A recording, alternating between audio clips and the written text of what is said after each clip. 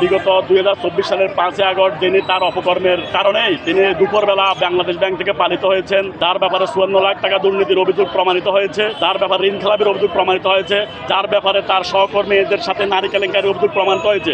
এরকম একজন দুষ্কৃতকারী দুশ্চরিত্র লোককে ইসলামী ব্যাংকের চেয়ারম্যানের দায়িত্ব দেওয়া হয়েছে, তাকে চেয়ারম্যানের পদ থেকে পদত্যাগ করতে হবে। দ্বিতীয়ত অনলাইনের মাধ্যমে যে বোর্ড মিটিং করা হয়েছে, এই বোর্ড মিটিংয়ের রেজুলেশন বাতিল করতে হবে।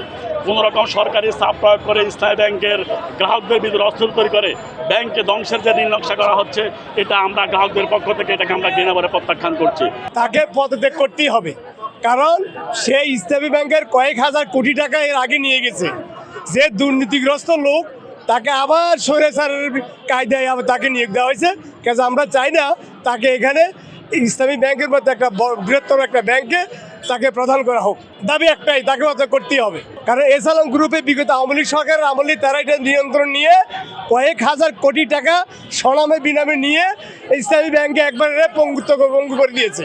কাজে নতুন করে যেহেতু সে শেখ হাসিনার পতনের পরপরে পালা গেছে, আমরা চাই না সে আবার এখানে পুনর্বার হয়ে নতুন করে আবার ইসলামী ব্যাংকের সে কর্ণধার হোক, আমরা চাই না।